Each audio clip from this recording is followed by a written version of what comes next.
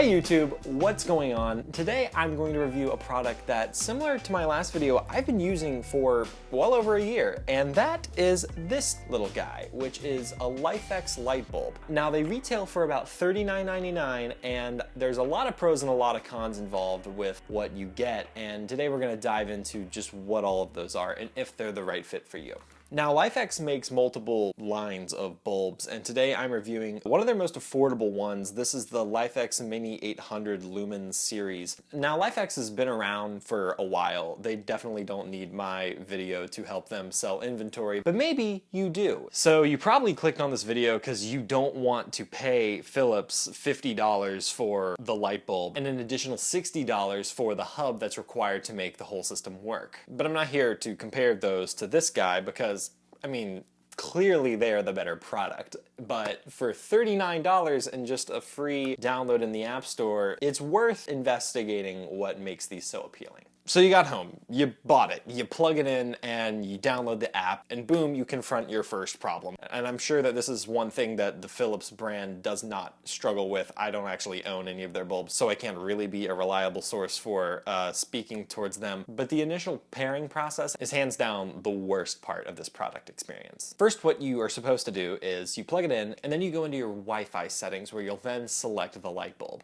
Now, it's really important to know because they don't really tell you this right off the bat. If you have one of those Wi-Fi connections that has a 5G listed at the end, which is very common, my router has that for one, it will not let you pair unless you connect to the version of it that doesn't say 5G on it. The other important thing to do while you're in the settings app is to make sure that if you're on an iPhone to have your iCloud keychain settings turned on. Otherwise it'll be significantly more difficult for you to pair to lights in the future. But anyway, so you've done that, then you'll go back into the app where it will have you set up a new device, that being your light bulb, which it should already be able to detect because your phone has helped sync it with your Wi-Fi system, and then you wait for a good while for it to actually sync with your iPhone or your Android device. So great, now we can finally talk about the user interface, which is broken into 4 tabs which are listed down at the bottom of the app. So from here you can control color, the light density, and if you have multiple bulbs, you can select different moods that incorporate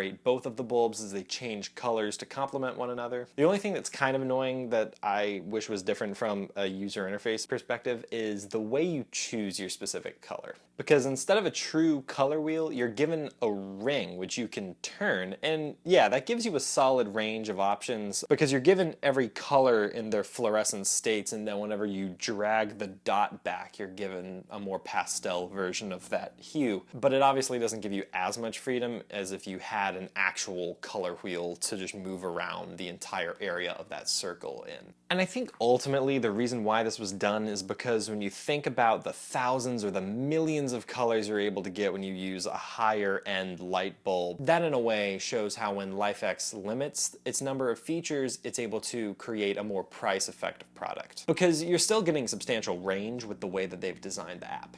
Something else that they've added, which is pretty cool, is this tab on the bottom that's labeled whites, which is just for if you want to get a normal white color temperature out of your light bulb instead of making it some fancy color. So the third tab is called themes, which is pretty cool, I guess, if you have multiple light bulbs, because what you can do, like I mentioned earlier, is have 2 hooked up at the same time and basically pick a different theme and it will have the colors change accordingly. I've got to say, ultimately, the app is pretty good because there are a lot of different things that you're able to do with your light bulb. It's just kind of hard to find every single one of those features. For the longest time, I was using the app and only kind of referencing the 4 bottom tabs, and maybe that just speaks to my own ignorance about not investigating more. But if you tap this hand icon, you unlock many more features where you can color cycle like you see I'm doing now. You can make your bulb flicker, kind of like a flame.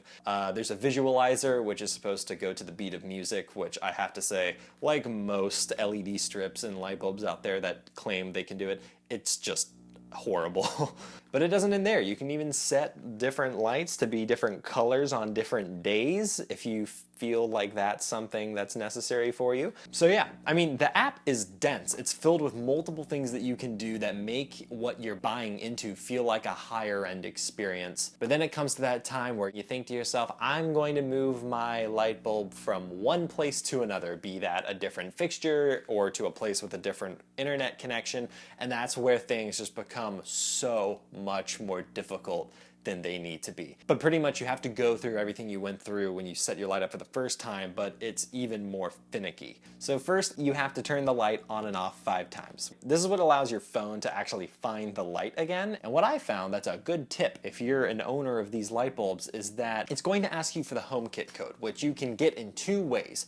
The first way is by scanning a QR code, which I can't remember if I actually was able to do that on the packaging of the box whenever I bought the light bulb itself, and then it kind of sends you through the system. However, you know, once a year's gone by, I definitely did not keep up with it. So what it does is asks you for the HomeKit code. And after doing enough research, I realized that it's actually listed on the light bulb itself, but in the tiniest font, which when your bulb is actually screwed in, you cannot see it. So you have to write it down before you actually plug in the device so you don't have to go through the process over again and then type it in.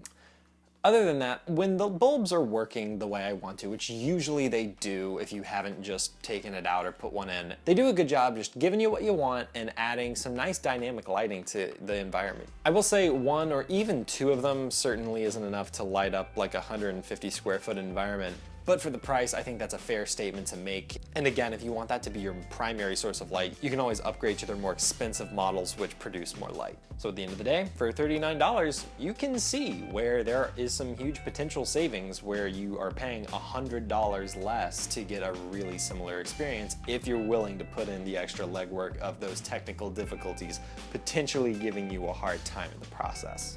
So that's it for me. Thanks for watching as always. If you're new, please don't hesitate to subscribe if you liked the video and hit that like button if you wanted to spread the love, and I will see you guys in the next video.